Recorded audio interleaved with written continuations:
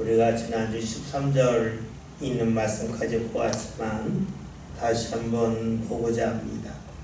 사람이 친구를 위하여 자기의 목숨을 버리면 이보다 더 큰 사랑이 없다는 말씀을 보았었는데, 목숨을 버린다고 하는 것 전에 단계가 있다 그랬죠.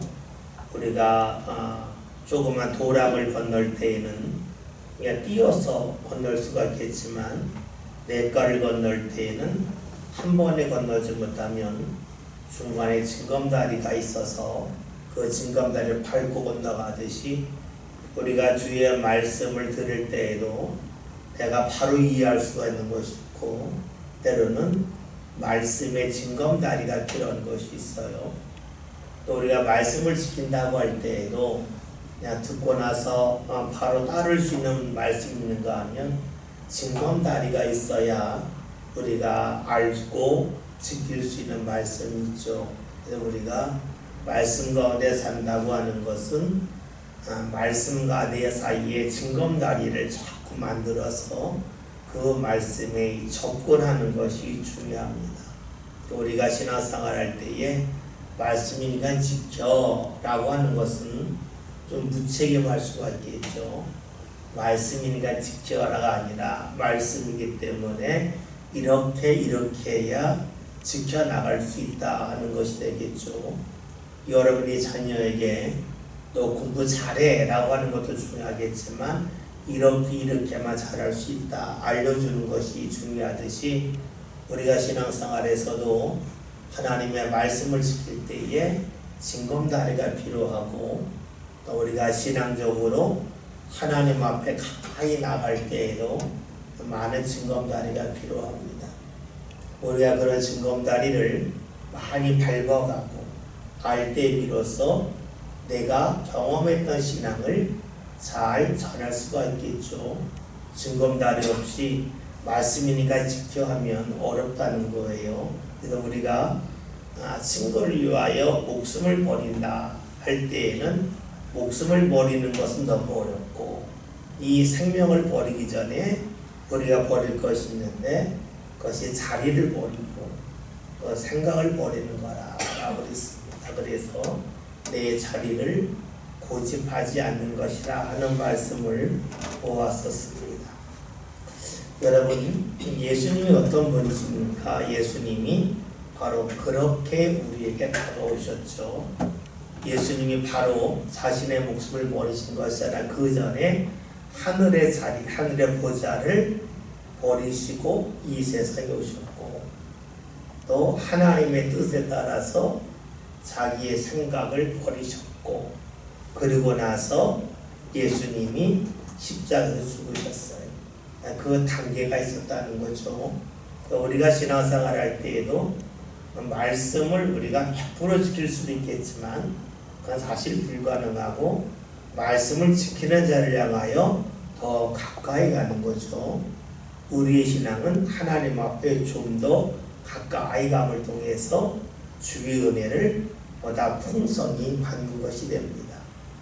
그래서 우리가 중요한 것이 무엇이냐면, 내가 더욱더 내 자리와 내 생각을 버리는 그 훈련이 있을 때 비로소 이 말씀에 다가설 수 있다 하는 것이 됩니다. 그래서 우리가 자리를 버린다, 또 생각을 버린다고 하는 것을 다른 말로 하면 받아들이기 힘들었던 것을 내가 받아들이는 것이 된다 하는 그런 말씀까지 보았죠. 나를 버렸다고 하는 것은, 내 자리를 포기했다고 하는 것은 내가 누군가를 만나고 사랑하는 그 자리를 더 넓혀간 것이 되는 것 같아요. 그것이 자리를 고집하지 않고 버리는 것이 되겠죠. 여러분, 그렇잖아요. 누군가 나하고 만나는 사람이 있습니다.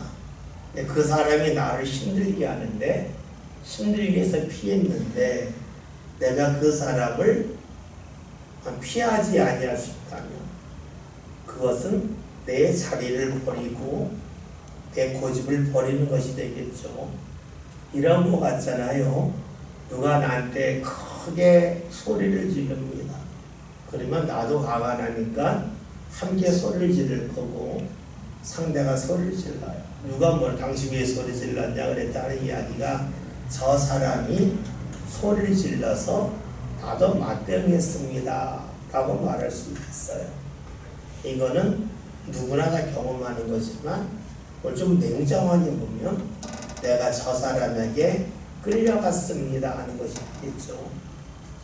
저 사람은 큰 소리를 질렀지만 나는 큰 소리 안 지르고 내 갈 길 가겠습니다 한다면 어떻게 될까요?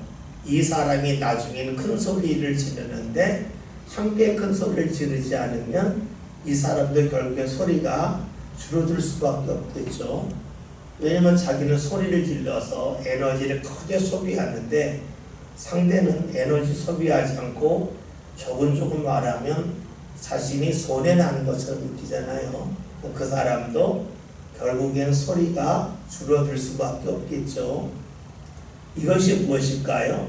내가 사람을 대할 때에 소리 지르는 사람을 대하기 어려웠었는데 결국은 그 사람을 대하는 사람이 되는 겁니다. 내가 넓어지는 것이 되겠죠.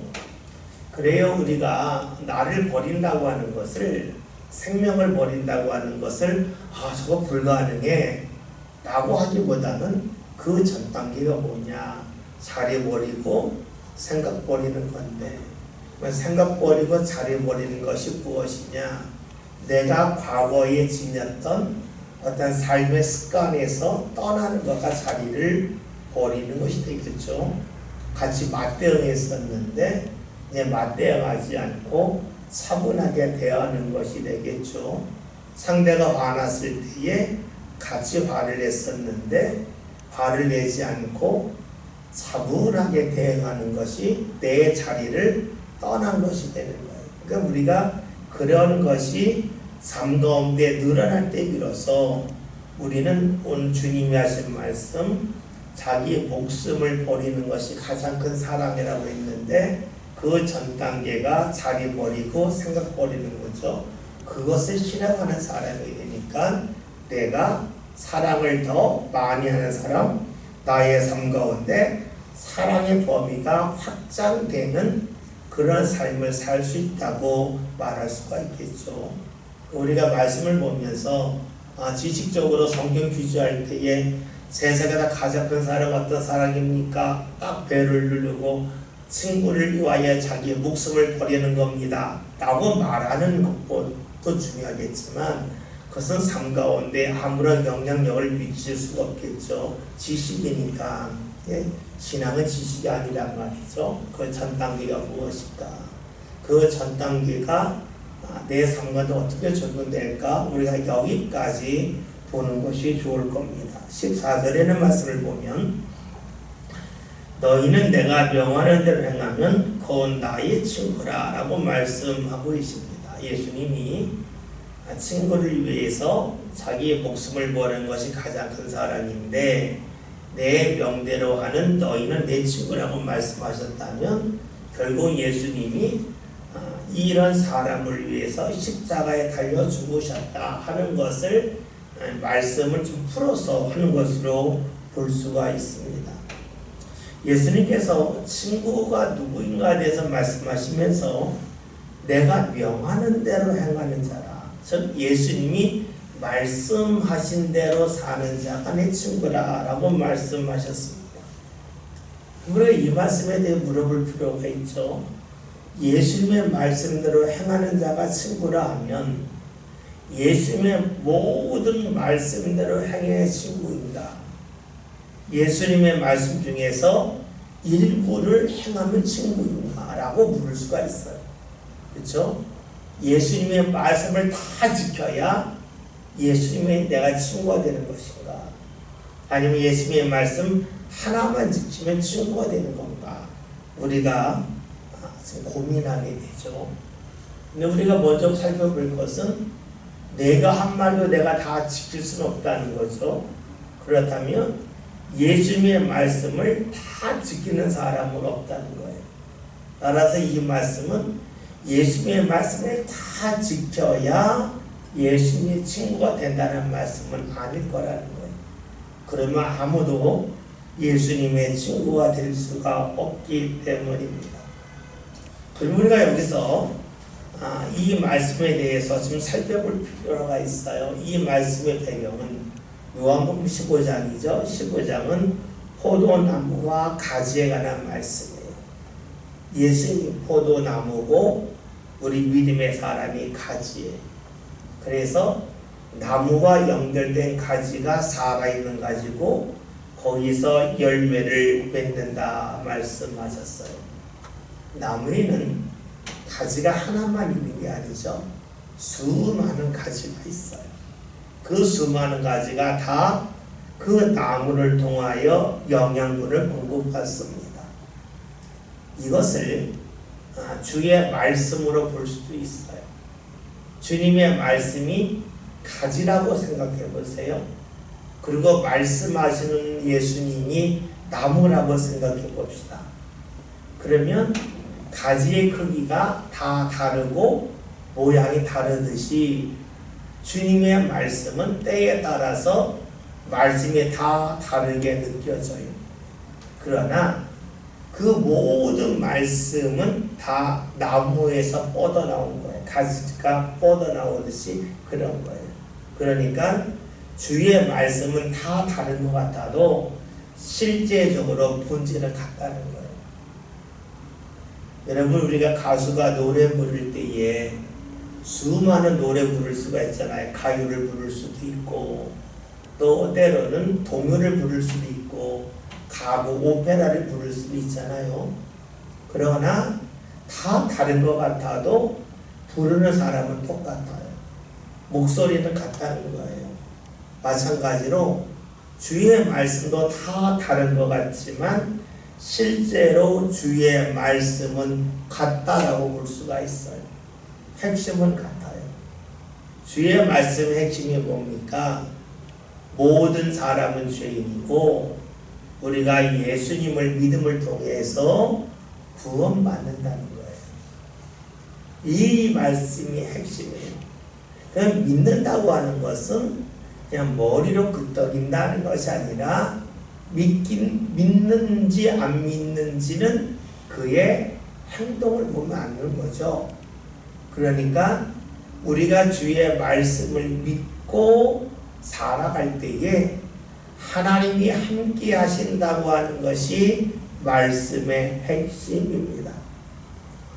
달리 말하면 네 감정이 있잖아요. 내가 즐거울 때도 있고 내가 슬플 때도 있고 또 내가 하는 일이 잘 될 때도 있고 잘 되지 아니할 때도 있지만 내가 그거에 관계없이 예수님을 믿고 따르라고 하는 것이 말씀의 핵심입니다. 때로는 내가 볼 때에 지키기 쉬워 보이는 말씀도 있고 지키기 어려워 보이는 말씀도 있지만 그 말씀의 핵심은 예수님을 믿고 나갈 때에 하나님이 함께 하신다는 것이 말씀의 핵심입니다. 즉 감정에 따라 살지 말고 주의 말씀에 따라 살 때 비로소 하나님이 함께 하시는 은혜가 임한다는 것이 말씀의 핵심입니다. 그렇게 살아갈 때에 예수님이 하신 말씀이 너희가 나의 친구가 된다 하는 거예요. 그리고 너희가 나의 친구가 되기 때문에 내가 너희를 위하여 목숨을 버린다는 거예요. 예수님이 목숨을 버린다고 하는 것은 원래 뜻이 이런 거죠. 우리의 죄를 대신 짊어지기 위하여 예수님이 목숨을 버림을 통해서 우리가 하나님 앞에 간다. 하나님과 연결이 된다 하는 것이 돼요. 그러기에 우리가 주의 말씀을 지키며 사는 예수님의 친구가 될 때에 우리에게 일어나는 것이 무엇일까요?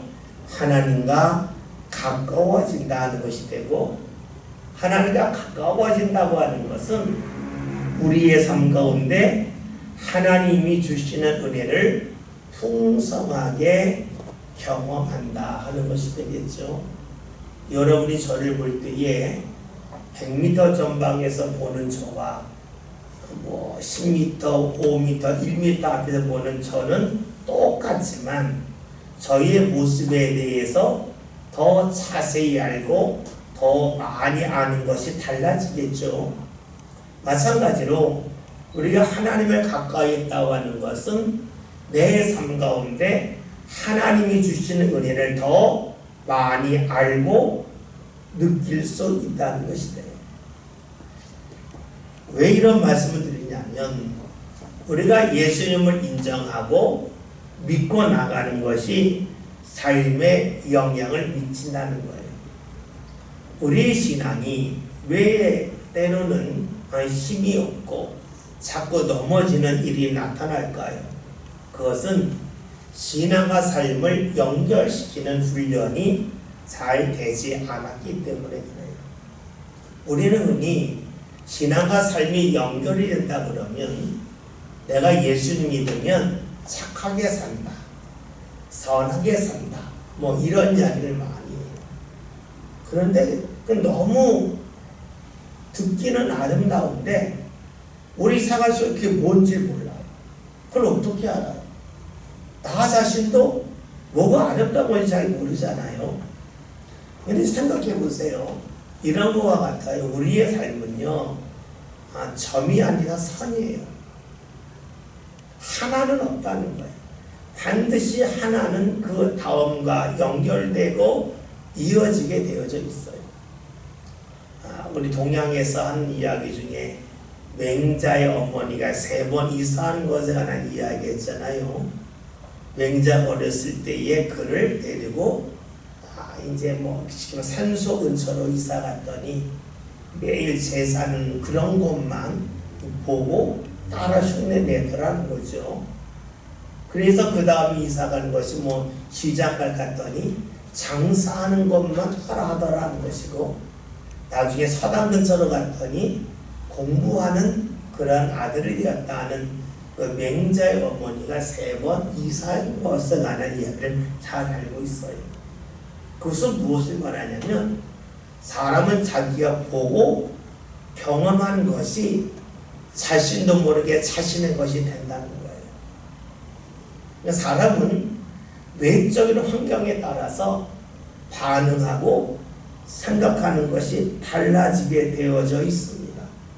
그래서 삶은 끊어지지 않아요. 점이 아니라 선이 이어지게 되어져 있어요. 이 환경이라고 하는 것은 외적인 환경만 있는 것이 아니라 자신이 만들어가는 환경도 있습니다.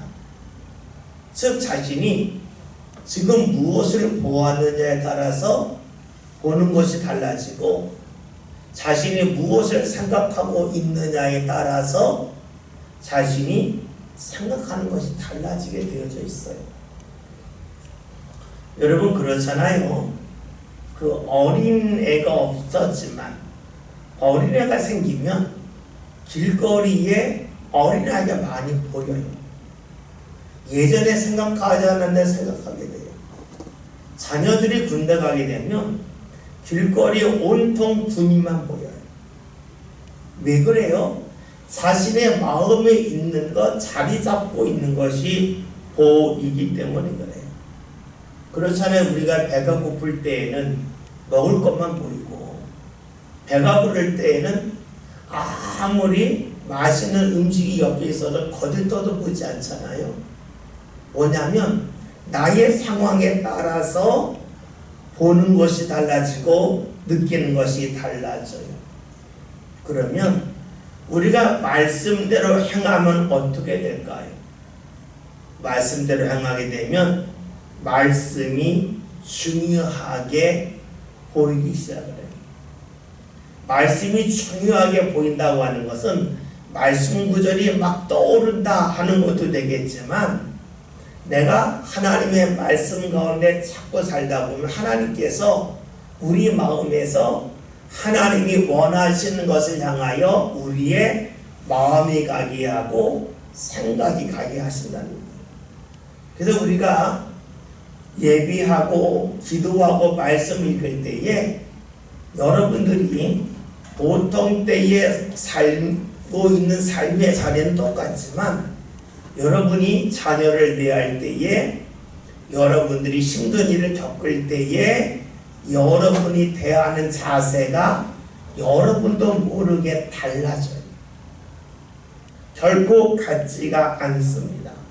왜냐하면 우리 안에 무엇이 있느냐에 따라서 우리가 보고 붙잡고자 하는 것이 달라지기 때문에 그래요. 오늘 새벽 예배 시간에 봤잖아요. 사울이 하나님께서 다윗과 함께함을 보았어요. 하나님의 은혜의 통로인 줄 알았어요. 그가 그래서 간 곳곳마다 지혜롭게 행함도 알았어요. 그러나 그가 다윗을 미워해서 다윗을 죽이려고 해요. 하나님보다 자신이 앞서요. 그러니까 어떡하냐면 자기 딸과 다윗을 결혼시켜서 그리고 나서 죽이려고 해요. 무엇을 말해요? 딸을 이용하려고 해요.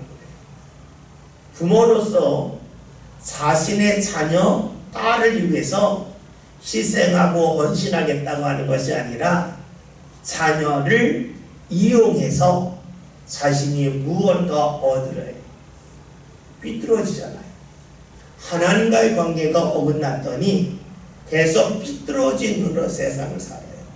우리가 함께 읽는 성경에서 아브라함이 하나님을 제대로 안 믿었잖아요. 그 당시 사람들처럼 하나님은 지역적인 신이라고 여겼어요. 우리가 열왕기서에 있는 말씀을 보면 이제 아람과 전쟁할 때 아람 사람들이 한 이야기 있잖아요.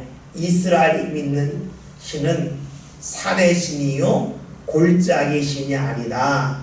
그러니까 골짜기 싸움은 우리가 이긴다. 형제 싸움을 이긴다는. 왜 이런 말씀이 나오냐면 이스라엘 지도를 보면 예루살렘, 헤브론 이런 모든 곳이 다 높은 고지대에 있어요. 우리나라로 말하면 평창, 영월, 제천 높은 지대에 있어요. 그리고 블레셋이나 다른 나라 사람들은 평지에 살아요. 그러니까 그들이 하는 말은 이스라엘 믿는 신은 산의 신이라고 하는 것은 그 지역 신이고 이 지역을 떠나면 산에서 내려와서 평지에 내려오면 힘을 못 쓸 거라고 여기는 거예요. 그래서 그들이 하는 말이 이스라엘의 신은 산의 신이요 골짜기의 신이 아니다. 평지의 싸움 우리가 이긴다는 거예요. 그것이 그 당시 같은 사람들의 마음이고 아브라함도 그래요. 그러니까 아브라함이 그랄 땅에 들어갈 때에 그랄 땅 밖에서 하나님을 경험했지만 그랄 땅에서는 다른 신이 있을 거다. 하나님이 힘을 못 쓸 거다. 그러니까 하나님을 의지하지 않고 자신의 꾀를 의지해서 아내를 누이라고 속이잖아요. 하나님을 떠나고 났더니 이복 누이는 맞지만 아내가 더 가까운 내 누이라고 속인단 말이에요. 우선순위가 어긋나요. 무엇을 말해요? 하나님을 떠나게 되면 삶의 질서가 무너져서 덜 중요한 것을 중요하다고 여기는 거예요. 우리가 하나님을 믿고 하나님을 가까이 일어나는 일은 뭐냐면 삶의 질서가 잡히는 거예요. 그러다 보았더니 중요한 것이 무엇인지를 내 인식, 내가 갖고 있는 지식을 갖고 하는 게 아니라 자연스럽게 그것이 자리를 잡아서 그렇게 살게 되는 거예요. 그래서 우리가 하나님을 가까이 할 때 일어나는 일이 삶에 영향을 미친다는 거예요.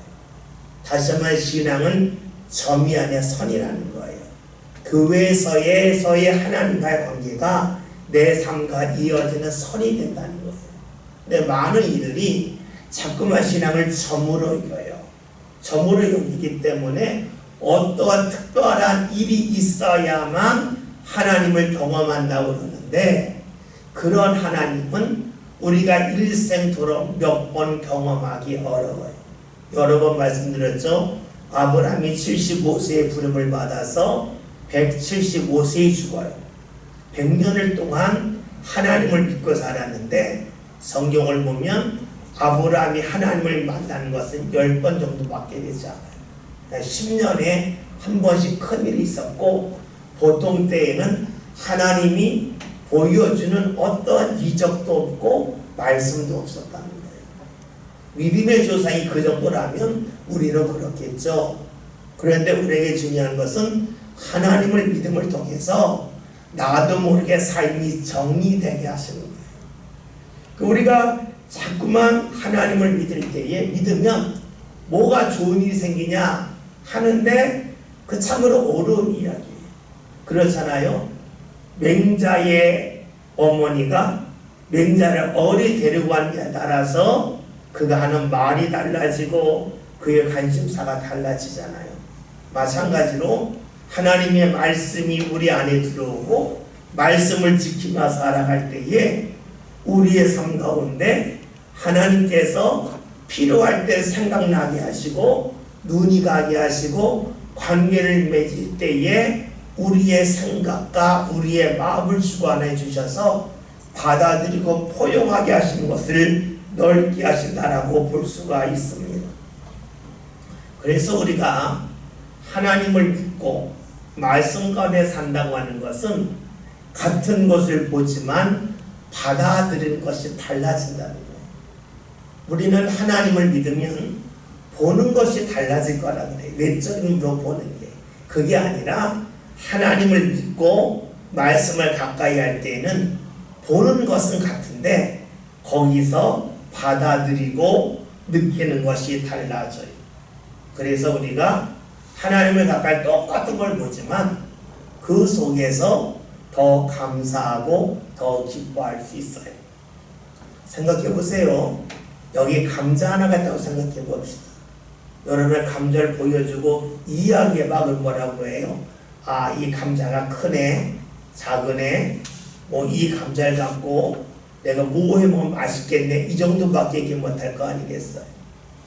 근데 농사를 진 사람에게 감자에 대해 이야기하라면은요, 이야기할 것이 너무 많아요. 이거는 언제 심어야 되고, 그리고 언제 어떻게 관리를 해줘야 되고, 어느 시기에 캐야 되고, 어느 시기에 캘지를 뭘 보면 알 수가 있고, 똑같은 감자 하나 가지고도 할 말이 많아져.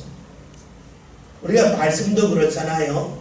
똑같은 말씀 한 구절이지만 내가 하나님을 가까이 하고 하나님의 말씀을 붙잡고 살면 한 구절 가지고도 할 말이 많아지고, 내가 하나님을 가까이 하지 않아서 한 구절 갖고 그냥 읽고 마는 거예요.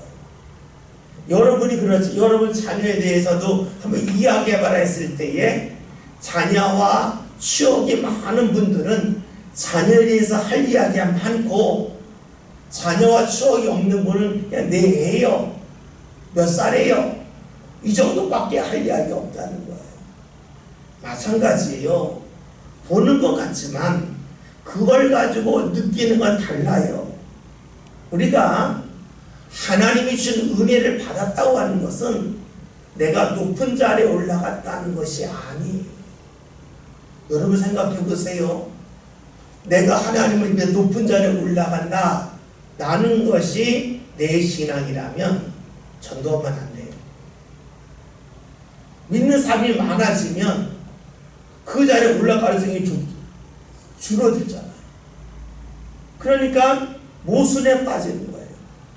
하나님을 믿었다고 하는 것은 내가 높은 자리에 올라갔다는 것이 아니라 많은 것을 느끼며 감사할 수 있는 거예요. 아까 말 감자 하나 가지고도 이야기를 많이 할 수 있듯이 감자 하나를 가지고도 감사할 것이 넘쳐날 수가 있고 기뻐할 것이 넘쳐날 수 있는 사람이 있는가 하면에 감자 하나 보고 감자 생겼네, 여기서 멈출 수도 있어요. 이 감자라고 하는 것은 모든 일에 다 적용이 될 거예요. 내가 힘든 일을 경험할 때에 힘든 할 수도 있겠지만 하나님이 이 힘듦을 통해서 나로 하여금 멈추게 하셨구나, 내가 지금 힘드니까 쉬게 하셨구나, 하나님이 나에게 새로운 것을 생각할 수 있도록 이끌어 주시는구나, 수많은 것을 볼 수도 있어요.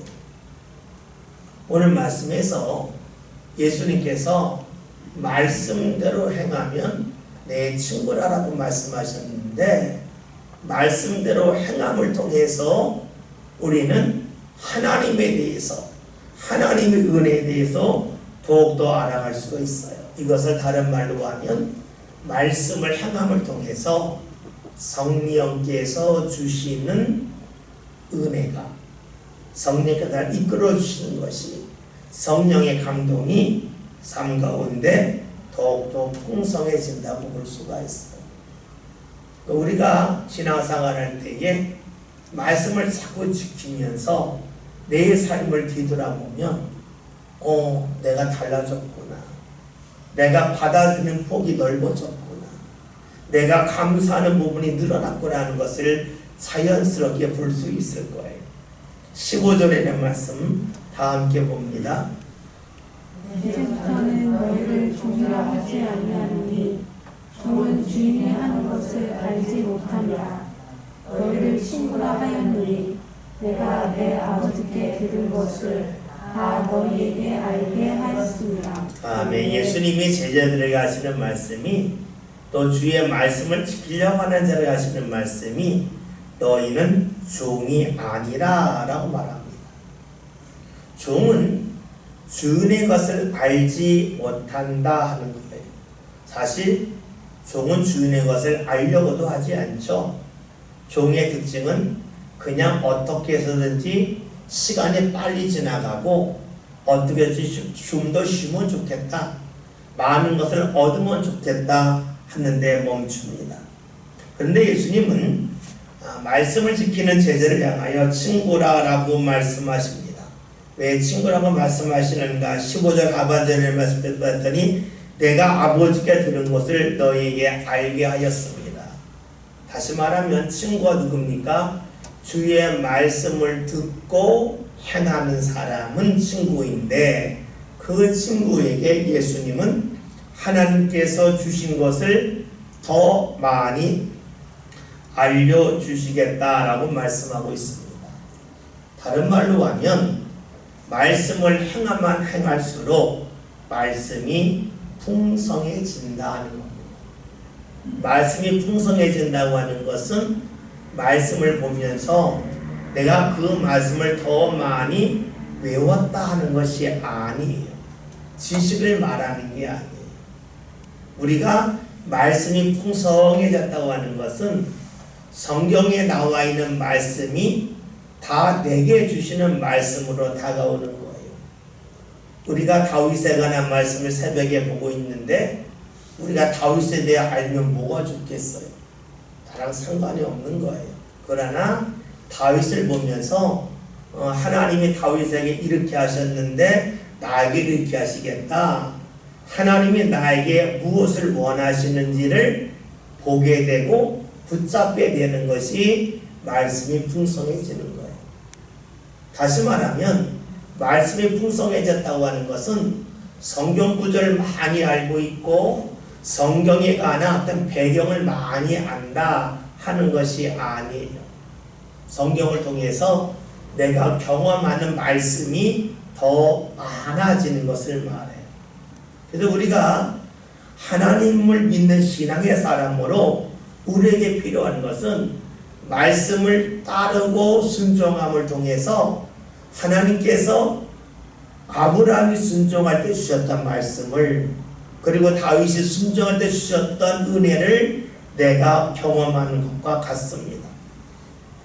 그런데 말씀을 들었지만 행하지 않으면 어떻게 될까요? 오늘 예수님이 말씀하시기를 말씀을 듣고 행하는 사람은 친구고 그 친구에게 내가 하나님께 들은 말씀을 전해준다고 그랬잖아요.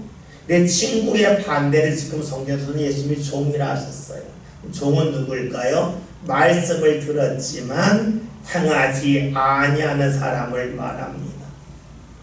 종의 특징이 무엇일까요? 말씀을 계속해서 듣지만 말씀을 알아듣지 못하는 겁니다. 알아듣지 못한다고 하는 것은 주님과 점점 거리가 생긴다는 것이 돼요.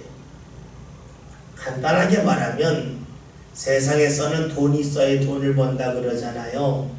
내 신앙에서는 말씀이 말씀을 알게 돼요.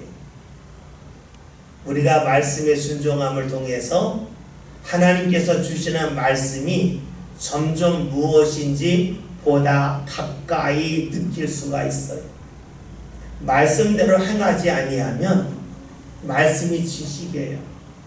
그런데 내가 어떻게 해서든지 순종하라고 그러고 어떻게 해서든지 감사하라고 그러고 어떻게 해서든지 하나님에 참여하라고 할 때에 하나님께서 주시는 말씀이 내 삶 가운데 보다 풍성히 다가온다 하는 것입니다.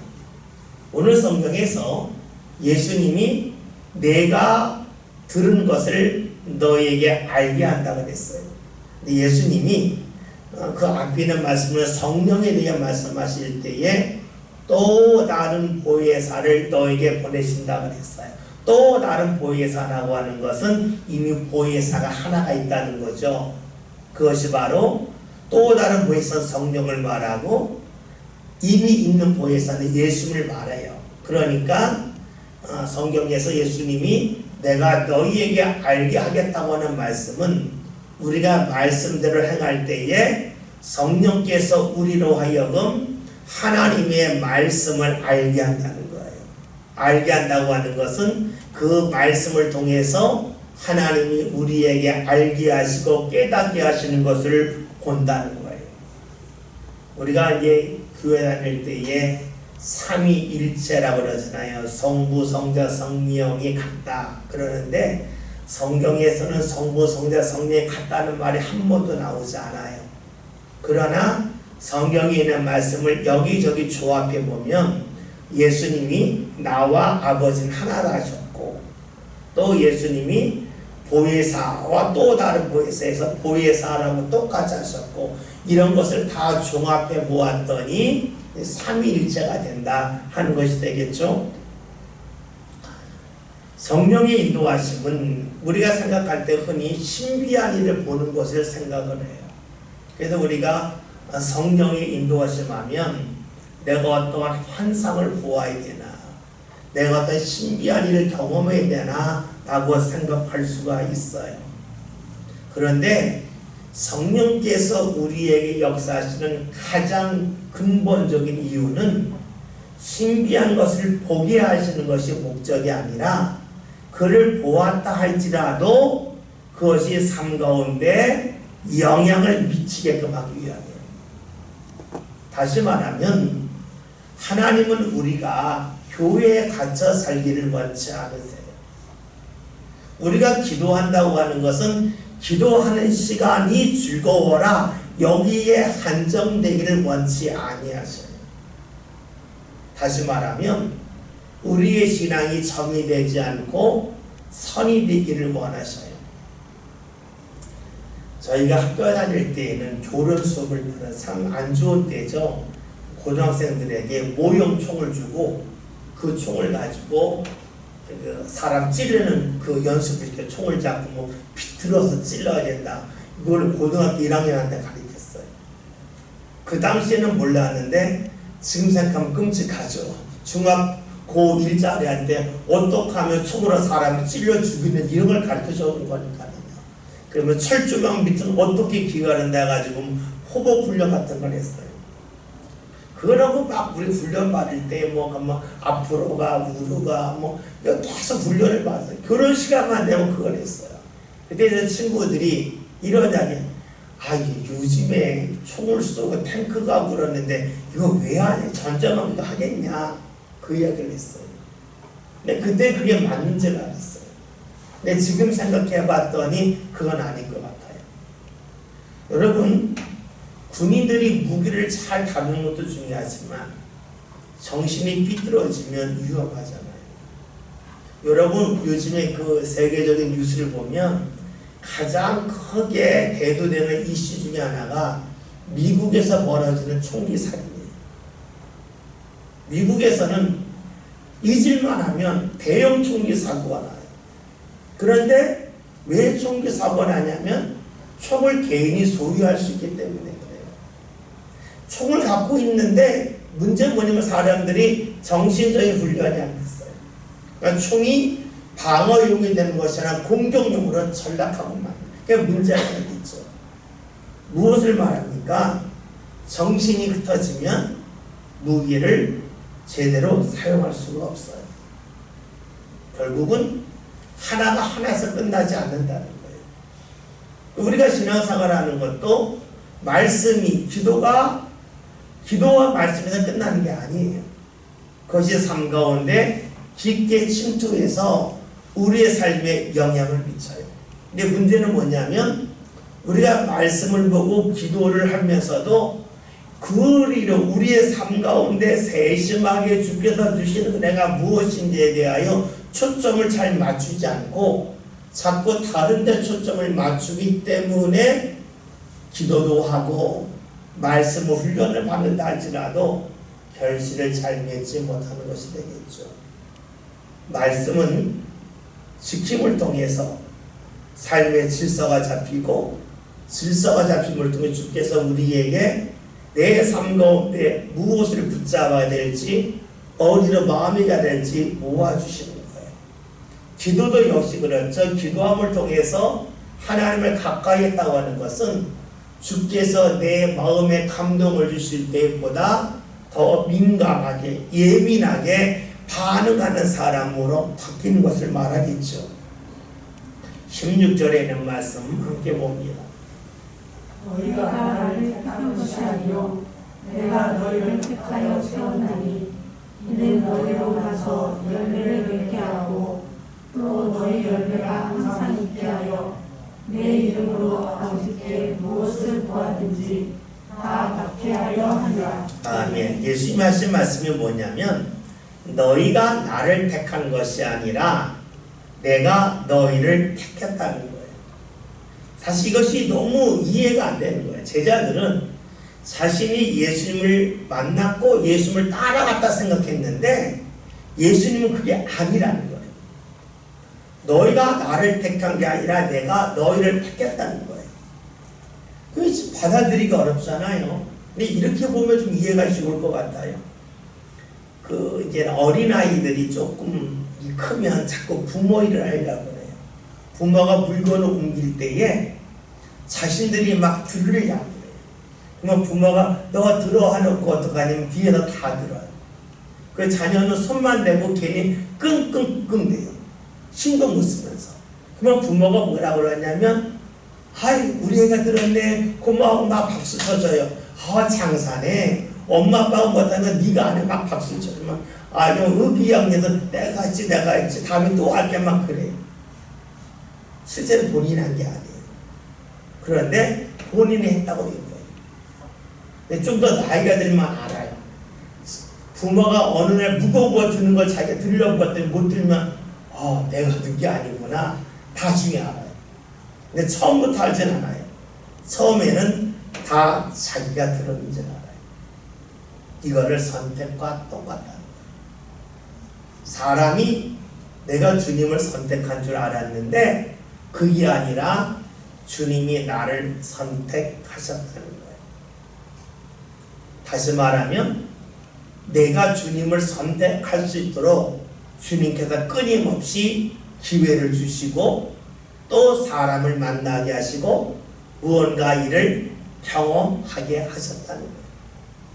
근데 우리가 이것을 잘 몰라요. 근데 언제 아냐면요 나중에 믿음이 자랐을 때 알아요. 이걸 모른다고 하는 것은 아직까지 어린아이 같은 거예요. 어린아이가 짐을 들 때에 자신이 들은 줄 아는 실제로는 자신이 들은 게 아니에요. 부모가 든 거예요. 나중에 어느 정도 크면 알아요. 내가 든 거 아니야 알아요. 마찬가지예요. 우리 신앙도 내가 기도했어. 내가 주님을 믿었어. 언제냐면 어린아이 믿음일 때 그래요.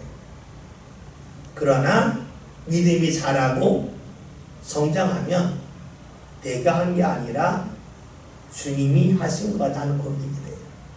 이것이 바로 고린도전서 15장에 나와는 바울의 고백이죠. 나의 나 된 것은 주의 은혜다 라는 고백이 나오는 거예요. 여러분, 우리가 살면서 수많은 어려움을 겪어요. 어려움을 겪을 때 내가 뭔가 한 것 같아요. 그런데 사실은 주님께서 그걸 할 수 있도록 사람을 만나게 하셨고 내 생각과 내 마음의 문을 계속해서 두루미며 여시며 하는 거예요. 얼마 전에 그 유퀴즈라고 하는 방송이 있어요. 거기 봤더니 김신영 씨가 나왔어요. 코미디언 나왔는데 왜 나왔냐면 그 사람이 그 박찬욱 감독의 헤어질 결심에 그 정식 배우로 나왔기 때문에 그래요. 박찬욱 감독이 글을 보면서 1990년대, 2000년대 초반에 뭐 행리마라고 하는 그 개그 프로그램에 나오는 걸 보면 이 사람은 천재적인 배우라 해서 그를 그때부터 주목해서 받고 그를 이렇게 이제 캐스팅을 한 거예요. 근데 그를 두고 어떤 사람이 김신영 씨는 어떤 사람이냐? 겹이 있는 사람이다.